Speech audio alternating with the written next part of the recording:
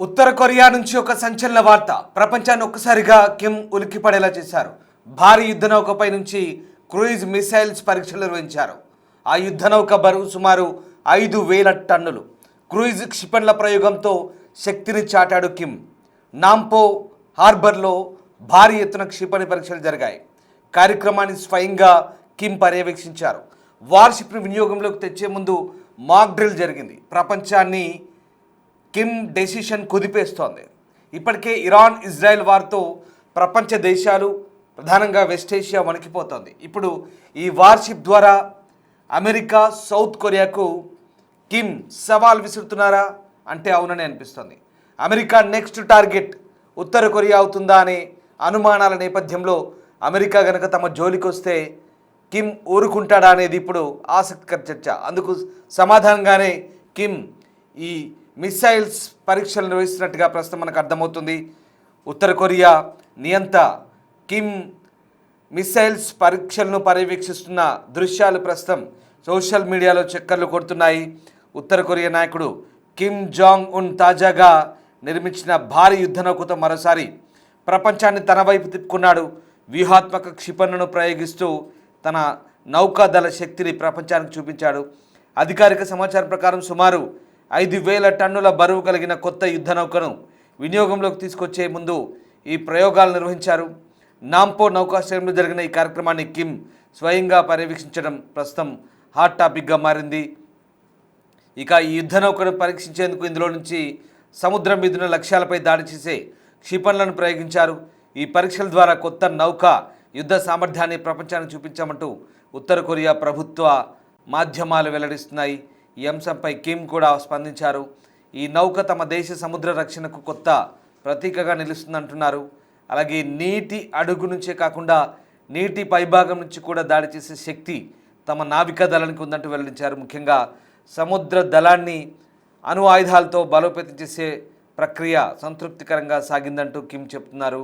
మీరు చూసిన దృశ్యాలు ఉత్తర కొరియా నియంత కిమ్ ఒంగ్ జాన్, ఉత్తర కొరియా అధ్యక్షుడు కిమ్ క్షిపణి పరీక్షలు జరుపుతున్న ప్రదేశం నుంచి వాటిని పర్యవేక్షిస్తున్న దృశ్యాలు చూస్తున్నాం. నాంపో హార్బర్ నుంచి ఈ మాక్ డ్రిల్స్ జరిగాయి. 5,000 టన్నుల పేలోడ్ మోసుకుపోగల ఈ మిసైల్స్ విజయవంతంగా పరీక్షించినట్టుగా ఉత్తర కొరియా మీడియా సంస్థలు చెప్తున్నాయి. దానికి సంబంధించిన దృశ్యాలు మనం చూస్తున్నాం.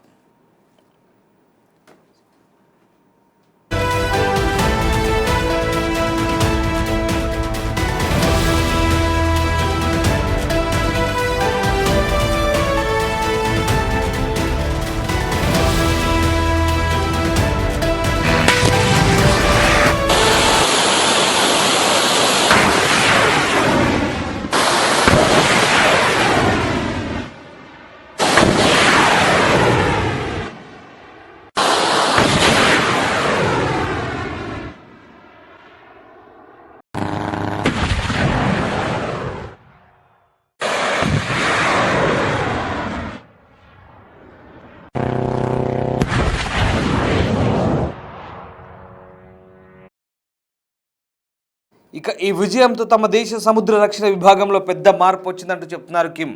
దాదాపు 50 సంవత్సరాలుగా సాధించలేని స్థాయిలో ఇప్పుడు సముద్ర సార్వభౌమత్వాన్ని రక్షించే శక్తి పెరిగిందంటున్నారు. కొత్తగా నిర్మిస్తున్న యుద్ధ నౌకల శ్రేణిలో ఇది తొలి నౌకగా భావిస్తున్నట్టుగా వెల్లడించారు. ఈ నౌకను పరిశీలించేందుకు కిమ్ 2 రోజుల పాటు నాంపో నౌకాశ్రయాన్ని సందర్శించారు. ఈ కొత్త ఆయుధం ప్రస్తుతం ప్రపంచాన్ని కుదిపేస్తోంది. ఇక అమెరికా దక్షిణ కొరియా నుంచి వస్తున్న ఒత్తిడిని ఎదుర్కోవాలంటే శక్తివంతమైన నిరోధక శక్తి అవసరమని ఉత్తర కొరియా భావిస్తోంది. చాలా కాలంగా ఆ విషయాన్ని చెబుతూ వస్తోంది. అందుకే అణు ఆయుధాలు, క్షిపణు, నౌకాదళ శక్తి అభివృద్ధికి ఆ దేశం నిరంతరం ప్రాధాన్యత ఇస్తోంది. తాజా క్షిపణి పరీక్షలతో ఉత్తర కొరియా సముద్ర రక్షణ వ్యవస్థలో కొత్త దశ ప్రారంభమైందనే సందేశాన్ని ప్రపంచానికి పంపించినట్టుగా మనకు అర్థమవుతుంది. ఉత్తర కొరియా నిర్వహించినటువంటి ఈ పరీక్షలు ఏవైతే ఉన్నాయో ప్రస్తుతం ప్రపంచవ్యాప్తంగా చర్చనీయాంశంగా మారిన పరిస్థితి. కిమ్ జోంగ్ ఉన్ ఆధునీకరించబడ్డ నావికాదళ యుద్ధ నౌకను సందర్శించి క్షిపణి పరీక్షను పరిశీలించినట్టుగా స్థానిక కొరియన్ మీడియా సంస్థలు చెప్తున్నాయి. ఈ డెస్ట్రాయర్ లేదా అంతకంటే ఎక్కువ ఎత్తున్నటువంటి 2 నౌకలను ప్రతి సంవత్సరం నిర్మించాలని కూడా ఆయన పిలుపునిచ్చినట్టుగా చెప్తున్నారు. ఈ పరీక్ష మార్చి 4న జరిగినట్టుగా ఉత్తర కొరియా మీడియా సంస్థ KNCA నివేదించింది. ఇక క్షిపణి పరీక్షను పర్యవేక్షించడానికి దాదాపు 5,000 టన్నుల బరువున్న డెస్ట్రాయర్ను దాంట్లో లోడ్ చేసినట్టుగా చెప్తున్నారు.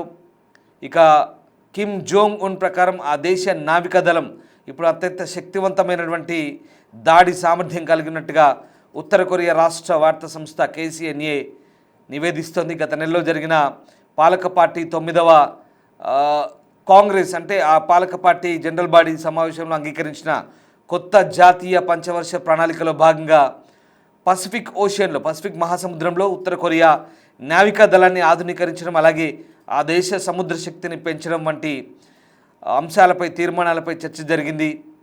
ఇక వీటి గురించి కిమ్ కొత్త పిలుపునిచ్చారు. కొత్త పంచవర్ష ప్రణాళిక కాలంలో ప్రతి సంవత్సరం ఈ డెస్ట్రాయర్ క్లాస్ క్షిపణులు లేదా అంతకంటే ఎక్కువ అప్డేటెడ్ వెర్షన్లను ప్రతి సంవత్సరం 2 తయారు చేసేందుకు సంసిద్ధంగా ఉండాలంటూ ఆయన తమ రక్షణ రంగ నిపుణులకు సూచించారు.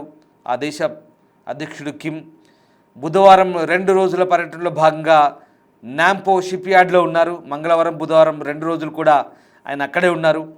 ఈ పరీక్షలు 4వ తేదీన జరిగినట్టుగా తెలుస్తోంది. ఉత్తర కొరియా డెస్ట్రాయర్లకు చోహాన్ నౌక పేరు పెట్టింది.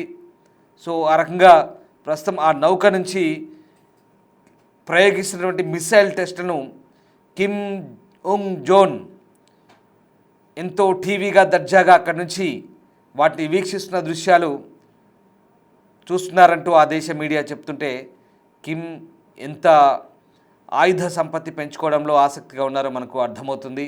అసలు ఆ దేశంలో ఏం జరుగుతుందో ఆ దేశ మీడియా చెప్తే తప్ప తెలియదు. బయట ప్రపంచానికి ఉత్తర కొరియాలో ఏం జరుగుతుందో తెలియదు. అక్కడ ప్రజలు ఎలా ఉంటున్నారో తెలియదు. అక్కడ సైనికుల గురించి తెలియదు. అక్కడ సామాన్య ప్రజల జీవిత విధానం గురించి తెలియదు. వాళ్ళ జీవన శైలి గురించి తెలియదు. అక్కడ ఫోటోగ్రఫీ బంద్, వీడియోగ్రఫీ బంద్. ముఖ్యంగా విదేశీ పర్యాటకులకు అనేక ఆంక్షలు ఉంటాయి. అసలు పర్యాటకులు ఎవరు ఆ దేశంలో అడుగుపెట్టడానికి కూడా సాహసం చేయరు. ఎందుకంటే అంత నిర్బంధ పాలన, అక్కడి ప్రజలు దుర్భర పరిస్థితులు గడుపుతున్న ఆ దేశ రక్షణ రంగాన్ని మాత్రం $1 బిలియన్ ఖర్చు పెట్టి కిమ్ డెవలప్ చేస్తుంటాడు. ఆ దేశం ఆర్థికంగా దివాలా తీసినా, ఆ దేశంలో పరిస్థితులు బాగాలేకపోయినా, దారిద్ర్యం వెంటాడుతున్నా, దేశంలో దుర్భర పరిస్థితులు, ద్రవ్యోల్బణం ఉన్నా, లేదా ఆ దేశంలో తిండికి కరువు ఉన్నా కానీ ఆయుధాలకు మాత్రం కొదవ లేకుండా కిమ్ చూసుకుంటారు. ఇక తనకు అనుకూలమైన వ్యక్తుల్ని అక్కడ సైనిక జనరల్గా పెడతారు. ఏమాత్రం తేడా వచ్చినా కిమ్ వాళ్ళందరినీ సైనిక జనరల్ను, ఉన్నత పదవుల్లో ఉన్న వ్యక్తులను కూడా నిర్దాక్షిణ్యంగా చంపుతారని ఒక టాక్ ఉంది. తన విశ్వాస పాత్రులుగా ఉన్న వాళ్ళని ఆయన నియమించుకుంటారు. ఒకవేళ ఏమాత్రం తేడా వచ్చినా వాళ్ళని చంపి కుక్కలకు కూడా ఆహారంగా వేస్తారంటూ గతంలో చాలామంది చెప్పుకొచ్చారు. అలాగే ఆయన వెంట తీసుకొచ్చిన వ్యక్తుల్ని కూడా భుజం మీద చెయ్యేసి తీసుకొచ్చి అక్కడే చెయ్యి తీసి ఆయన వదిలేస్తే కింది నుంచి అలాగే అట్నుంచి అటే జారిపడి ముక్కలుగా బ్లేడ్లతో కట్ చేయబడ్డట్టుగా కొన్ని వీడియోలు కూడా మనం చూసాం. అంటే అంతటి మూర్ఖమైనటువంటి ఆలోచన కలిగిన వ్యక్తిగా, అంత క్రూరమైనటువంటి ఆలోచన కలిగిన వ్యక్తిగా కిమ్కు పేరుంది. అంతేకాదు విదేశీ పర్యటనలు వెళ్ళిన ఆయన సొంత ట్రైన్లో వెళ్తారు, సొంత బలగంతో వెళ్తారు, సొంత సెక్యూరిటీతోనే విదేశాల్లో కూడా ఆయన తిరుగుతారు. అంతెందుకు ఆయన కూర్చునే కుర్చీతో సహా, ఆయన కూర్చునే